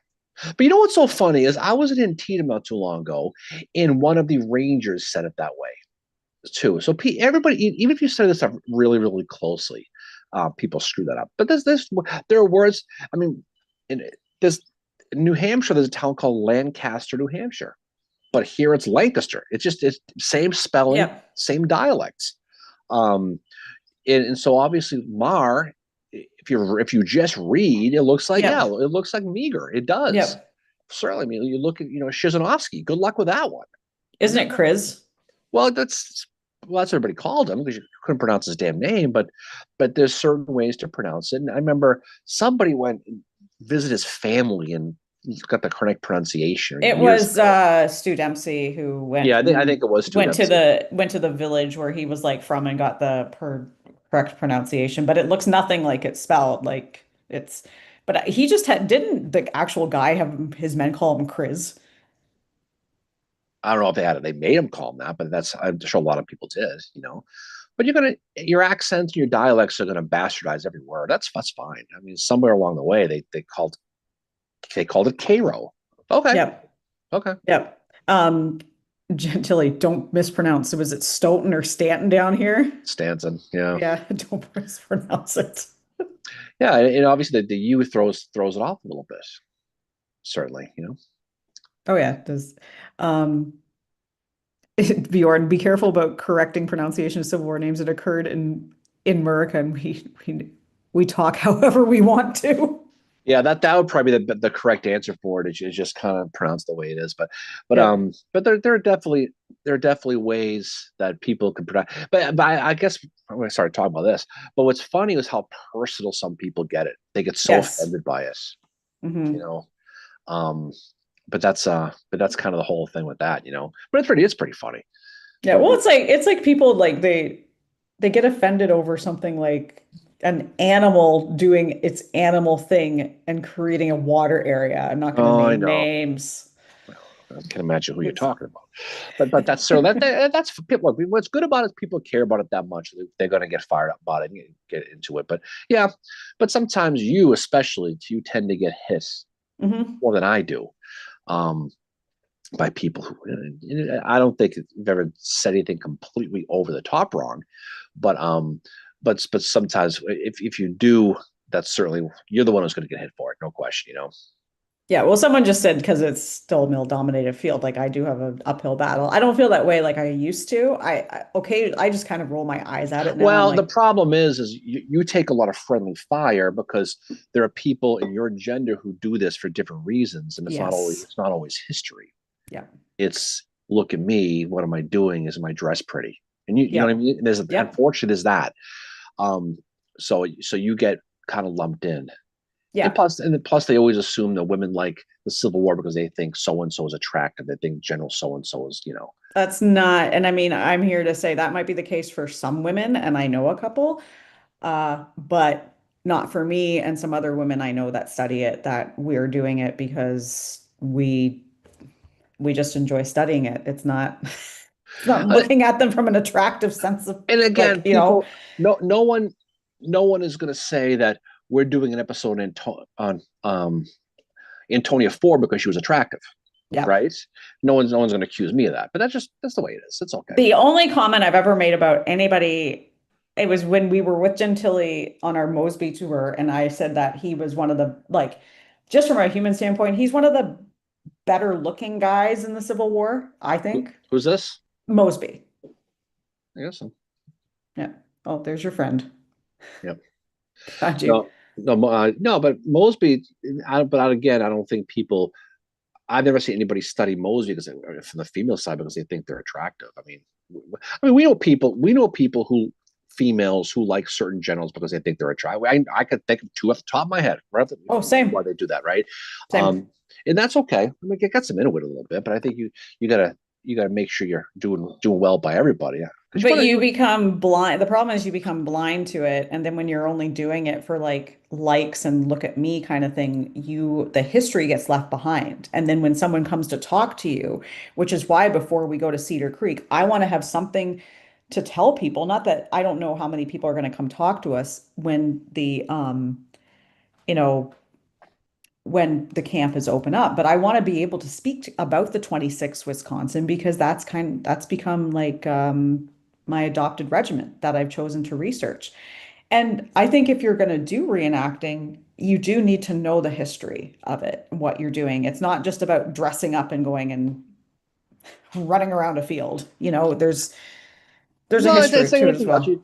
People who study history, they do it because you do it because you want to tell someone's story. You want to keep them alive, right? Yeah. And that's kind of the whole thing. Is you want to. Some people are overshadowed. Yeah. Some people don't get the credit they deserve. Some people probably get too much credit, but that's Yeah. okay. But the fact that everyone studies everybody. But what fascinated me about this years ago, when I started to really get into it, was how much people get so defensive about the people they like. And Yes. I understand, that people in the South they hate Sherman. People in the North they dislike whoever Stonewall, who the hell Yeah. knows, right? But people in on the same side where my guy is better than your guy, Yeah. which Or I never understood that because what first of all, what friggin' difference does it make if yeah. you like Grant versus Rosecrans, or you like Grant versus Sherman, or you like, Ireland versus Chamber? Who at the end of the day, who gives a fiddler's f, right, Yeah. one way or the other? But that was the thing that surprised me years ago is how defensive people get. The Lincoln people and the Grant people, I find, and the Jackson people are the ones who get the most, who have the Yep. shortest fuse with defending their guys. And I can find good and ugly for everybody, and that's just Yeah. the way it is. Well, that's how you have to study history. And it's like just because you're praising Rosecrans does not mean you're putting Grant down. And like the Grant people come in like Grant had every right to do what he did to him, blah, blah, blah. I'm like, okay, that's fine, but that's not what we're talking about, No, you and know? I get it because believe it or not, and this is, just because you can say you have two generals and doing a similar battle, you can talk about what one guy does. It doesn't mean you're taking a shot at the other one. No. I mean, you can say what Ireland did with the 137th New York at Gettysburg is important. it doesn't mean that you're taking a beer piss all over Joshua Chamberlain No. or vice versa. And some people are like that, which I never really understood. But that's that's the individual. That's the thing, Yep. Grant asked, and we'll probably have to answer this real quick. Who is the most underrated Union and Confederate generals at Gettysburg? Oh, at Gettysburg. Yeah. Um, hmm. That's a tough one. I mean, as far as underrated, I would say the most underrated person at Gettysburg is Alexander Webb. That'd be my Mhm. opinion. Yeah. Okay. Because despite the fact that Hancock and Gibbon, for that matter, get a lot of credit for the angle, they were both wounded pretty early in Pickett's Yeah. charge. Webb is the one, the Philadelphia Brigade, who really helped put that whole thing together and maintain it. So certainly Webb. For the Confederate side, it's really it's hard because you know every one of them had different good and bad moments. I would say underrated. See, it's like I want to say guys like Robert Rhodes, but he didn't have a good day at Gettysburg, but he was so Mhm. much better than he was. Yeah. Um, I think somebody who probably doesn't get a lot of credit and underrated is trying to think. I can't even think of one. I mean, certainly Cabas Wilcox is one that comes to mind. But Yeah. but again, you go into these things and talk specifically about it. Um, yeah, but Yeah. that's a good question to think about. Yeah. Uh, Yeah. Ryan said Green, Webb, or Warren. Green is certainly one, but I think he gets a lot of credit though. I mean, maybe not initially. Um, Gouverneur Kimball Warren deserves a lot of credit, but I think he gets a lot of credit. Yep. I think a lot of people do. I mean, I can tell you people who I think some people had really good days at Gettysburg and who are terrible days elsewhere. Guys like Sykes, Yeah. where Gettysburg was probably his best thing, is because everything else he touched to was garbage. Actually, who's the Union one? I would say is probably McMurtry Greg. I would say he'd be the guy Hmm. because he had to deal with a horrific boss in Pleasanton. He had to kind of manage the whole East Cavalry Field on his own. Um, Ambrose Wright in the Confederate side, maybe Yep. someone like that. It's a good question though. Good question. No, I it's a think I really, think I think overall the most underrated Union general by far is George Thomas. I don't think it's even yep. close. I think I, I don't think that's even in my opinion. I don't think it's even debatable because this is a guy who all he did was win, for the yeah. most part, but he had his head pushed down by Washington every step along the way. Because he was from Virginia. Yeah. Mm-hmm. There's a lot of bias toward, yeah, I would agree with that, that he's, and then there's the guys that, again, and it goes to Western theater that you don't, like, they're just so nonchalant. They don't write their own histories. But Gettysburg, I'd Like, say I'd say Webb, or I would say McMurtry, Greg. I think those two are probably the most because everyone knows Buford. Everybody knows a yeah, lot of the big names. But again, something it could have been easy for Webb to break. It could have been. yeah. That those Philadelphia boys got slaughtered in the West Woods less than a year before at Antietam, Hmm. and they stuck and they held at Gettysburg and they held that West Wall, and a lot of it was because of Webb. Who was the guy who committed the Philadelphia Brigade in Antietam who fell apart again? Howard. Oh yeah, but again, No. but again, no, I'm just kidding. But I mean, but there were a lot of people who didn't have good days. Robert Rhodes, like I said, had a horrible day Yeah. at Gettysburg. He did well. If you just study Gettysburg, you think he's the worst thing since New Coke, But that's right? that's the problem, is that people get so hyper focused that they don't realize that these guys have bad days, but they also don't realize they have good days. Gentili said it wasn't Brockenbrough, that's for sure. No, Brockenbrough, he no, Broken he's ran. no bro, Brockenbrough, he again he had a tough spot too, but he also got hit by a lot of the artillery, those 122 Union guns here. And he was also on the flank. And Robert Rhodes was over here in Lost Land. He not really never moved. He kind of stayed where he was. He kind of hid behind the smoke of the Bliss farm and never really did anything. Yeah. But there was a lot of different things that went wrong with that. Um, but as far as underrated Confederates, though, I mean, the problem is that they kept turning over. Dorsey Hmm. Penner is going to get mortally wounded. Yeah, that's what Trevor You mentions know, for the South General William Dorsey Pender. I mean, he was one who was on a rocket ship to the moon career-wise. Same with Pettigrew, and they both get mortally Hmm. wounded in the Gettysburg campaign. James Bond of the Confederacy. I mean, Pettigrew. It's funny because not just because of who played him in the movie with the James Bond thing, but Yep. this is a guy who spoke several languages, like James Bond did. Really, really, Yep. really smart. And he gets killed at Falling Waters, and kind of a stupid place to be where he ended up being. Um, but it kind of falls down to who you kind of like and who you don't like for the most part. I'm surprised John didn't say says Nola. Because that brings up bad memories. He's horribly scarred by what you said in the episode, clearly. He, We're at Aldi with him, and then all of a sudden he's like, when are you going to do the episode? well, we'll definitely do. Maybe we'll do it around Columbus Day or something. Do one on says Nola to figure that out. Yeah. I have to say too, like just getting outside of Gettysburg, that the one thing that I've discovered is, I will study a general, say Patrick Cleburne, and then I start studying his subordinates.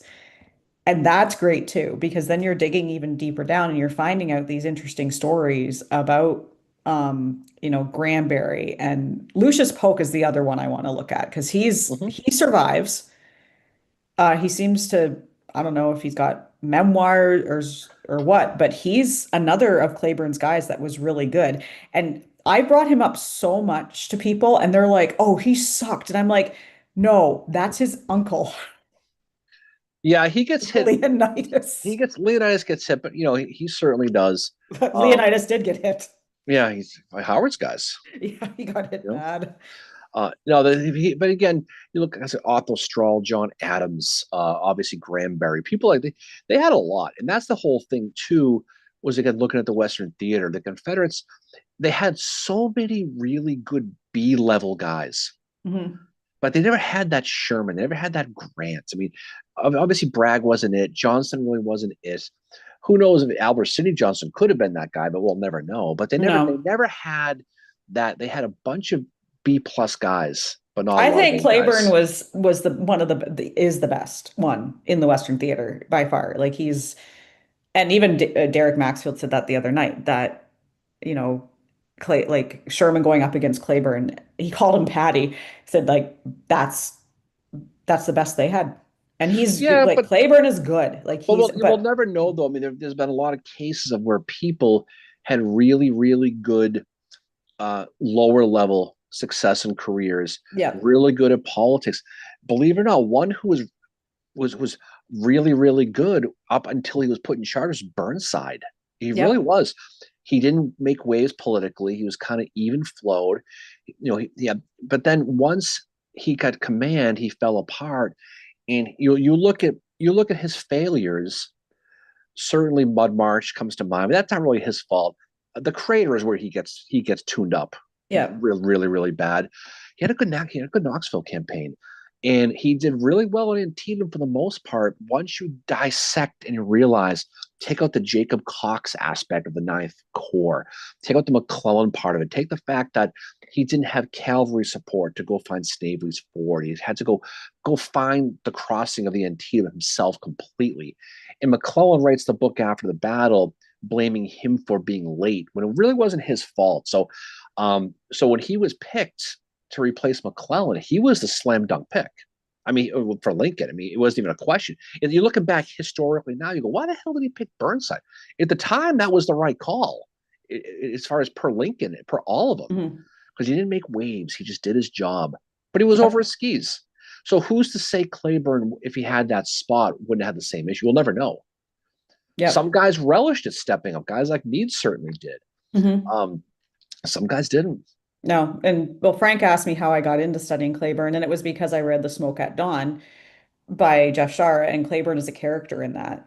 And he contrasts the other Confederate character, Bragg. Like Claiborne's very even keeled, obviously, but that sparked my interest, and I went and looked, and that's when I found oh, what's his face's Simon's book, and I read that, and it is another biography I recommend to people to read outside of the like if you're not even if you're not in the Civil War, read this one. It's a great biography. And that's how I got into him was through that. And then the graphic novel as well. I ended up buying that, which the graphic novel, it's a little lost causey, but it's good. Like Mm-hmm. the artwork's amazing in it. And then Grant said they never seemed to want to promote anyone good to command in the West, always the big names who were washed up or Hood who wasn't up to it. And I said that my own thoughts on that are um, that Davis kept putting his friends in charge. Well, I mean, he's right though. Until he put Hood in charge, he was like the baseball team where instead of hiring the young the young coach, Yeah. there's always that manager who rolls through the whole team, the old wash up guy Yeah. who's coached 47 teams. That's kind of what they did. But again, I mean, again, you're looking at such a vast area, and they had so many good subordinates, but it just seemed like the guy in charge they could never get that right. I think Joseph Johnson was on the right trail in a lot of different Mhm. ways of how to win, but he wasn't aggressive. No. And Versus Davis Hood, wanted aggressive, so he put Hood he in wanted charge. aggressive. That's Yeah. exactly what it was. Yeah. Who knows? Gentili said, as a Mosby guy, I'd argue that Stewart was underrated during the Gettysburg campaign. And Trevor said, I think Lee should have replaced Jackson with Jeb Stuart. Well, he did replace Jackson with Stewart in Chancellorsville, but I think that because once Jackson went down, it was Stewart who took over. It wasn't anybody else. The problem with that is as Stewart, I mean, because of the Gettysburg movie, Yep. he gets a real bad rap. I mean, And it's so it's really bad. unfair. But here's the problem: in Stewart was fantastic at Antietam. Control. What was he doing in Antietam? Commanding the artillery on Yeah. Nicodemus Heights. So it's like if you have a great, say Ohtani, the Dodger. Okay, he's a great hitter and he's a great pitcher, but you can only do one thing. He's better at hitting, so you're going to make him more of a hitter, Hmm. right? If you take Stewart away and put him in infantry, you're losing your best. You're losing your best cavalry. Hmm. So you kind of let him play to his strengths, but he's very underrated. If it wasn't for Marshall, if it wasn't for Walter Taylor, the story of him at Gettysburg is a different story. And because of the whole movie and the book, they paint him out to be a guy who he was late, he was all over the place. Yeah. Um, he never said anything. I mean Lee ripping him later about it. That scene in the movie is completely fabricated. Yep. He shows up with those wagons because that's what his job was. The Yep. problem in the fact that he says Lee didn't have cavalry, he did have cavalry here. What Stuart screwed up was he did have cavalry commanding the gaps to watch the Union Army, but the Yep. problem was because of personality issues, he took his best guys with him and left Lee with the guys he did it like guys like Grumble Jones, guys like Jenkins.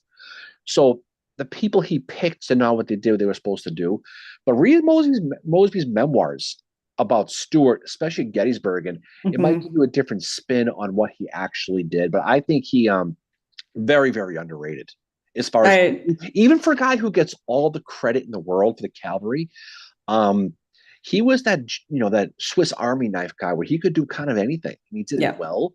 And he loved the ladies. Loved the Oh, he ladies. No did. question about that. I was somewhere recently and I heard someone say that Jeb Stuart, like Lee and Jeb Stuart, made mistakes in the Gettysburg campaign, and because of that, Lee doesn't do very well. And Jeb Stuart left Lee blind, and he should have just not, the wagon should not have been the most important thing. That's literally what he was sent to do. Mhm. That's When Jeb was, seeing John on here, I mean, if you think about it, when he was in Fairfax County, and you had the Union Army in Eastern Fairfax County, and you had the Confederates basically in Western Fairfax County, he held that spot. He was there, I believe, until March of '62, when the McClellan campaign in the peninsula began. They had to fall back towards Richmond, but they controlled that area. And then when he leaves Mosby to kind of patrol and protect the citizens. The rest is history with John Mosby. But he really focused on that area. He really, really did. He knew what he was doing, and he was one of those guys where he could just do a little bit of everything, but he did it well. mhm.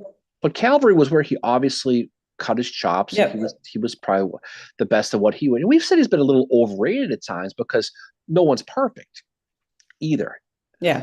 I mean, I for pound though, he's probably was. I mean, losing him at Yellow Tavern was a gigantic loss for Lee, and he spoke about Yeah. it. He absolutely did. Yeah. Trevor said the missing link for me at Gettysburg was AP Hill.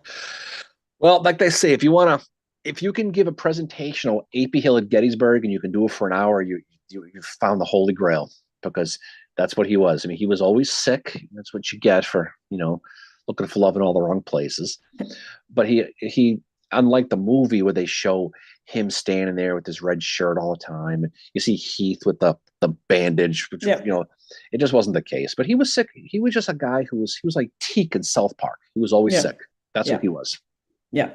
Well, it's like that time we probably should head off Yeah. because we got to get out to our. But I will say to- before yeah. we jump off, AP Hill was fantastic at Shepherdstown. Mhm. Right? And people don't really think of him. You think of Hill, you think of him coming from Harper's Ferry to bail out guy Maxie Gregg, the South Carolinians, the first South Yeah. Carolina Rifles, that whole deal, going against the 4th Rhode Island and the 8th and the 16th Connecticut at the Sheriff cornfield. But he did a great job in keeping McClellan from chasing him down. We'll talk more about that next time. But AP Hill had a really, really good day on late September 17th, and then a couple of days later at Shepherdstown. He really, Yeah. really did.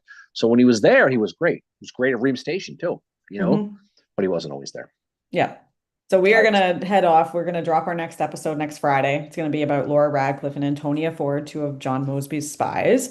Also, and then Jeb spies. Not Jeb spies as well. We're pushing it as Mosby spies because they really were, especially Antonia. But she's got a great history. She's got a great history. It's fun. It's fun studying them and researching those, because again, someone like Antonia Ford, her house is still there. Yeah. And then obviously Laura Radcliffe, her house is not there, but you can see remnants. Yeah. You can see the rock. You can see Frying Pan Church. You can see her gravestone in the front of the Marriott Hotel. Yeah, that was cool finding that. But she's got a very fascinating. Both have a very, very Mhm. fascinating history. Most of Ford's history, I find, comes after she gets arrested with the Joseph Willard thing. Yeah. And it's sad, but before we jump off here, but not to jump too ahead with this episode, but Radcliffe basically is poor, and she marries a rich guy at the end of her life, and he gets killed because a tree falls on him. Oh God. And she inherits all of his money, but she ends up falling, breaking her hip outside of her house, and spends the rest of her life basically in bed because she doesn't want doctors to look at her because she doesn't want a guy doctor. Yeah. So she kind of dies, and it's with her sister Coleman and her husband. Last name was Hannah. So it's very fascinating. Yeah. But it's really, really good. That whole aspect, that Fairfax County history, with Herndon and the whole deal, it's such a great place to just study. It just really, really is. So we'll save that for the next episode. So thank you everybody. Everybody was saying Gentilly said good stuff today. Thanks guys. Fragile X for having a nice weekend. Yeah, thank you for coming on here. And Barbara said thanks. Yeah, so we'll do this again soon. Obviously, we always try to do. We're going to get the book club going again. We'll do the episode on the Fairfax gals next week. Yeah. And then we got some other stuff coming. We got the Halloween episode coming, which will be a lot of fun. We get that going. And we will be doing one in New Mexico and Gloria. Yes, we had a couple people asked about that. Carl is on here and he asked about that. So yeah, we and then Red River we got it. There's a bunch of stuff. And it was great that we get people kicking back ideas, because sometimes a lot of the episodes we have done have come from ideas like this, and so it's really, really good. So we definitely listen, and we definitely try to do it if we can find the source material. Yeah. So, all right, so off we go. So we are going to hang out with Boy Scouts today, Mary. Yeah. We're going to teach them the fine art of Civil War artillery for the afternoon.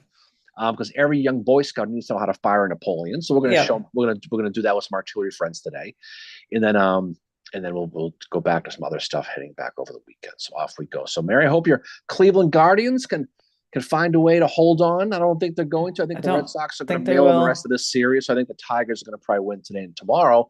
So you guys better win. Yep, I know. Off we go. Well, here we go. All right, guys. We'll talk to you guys soon.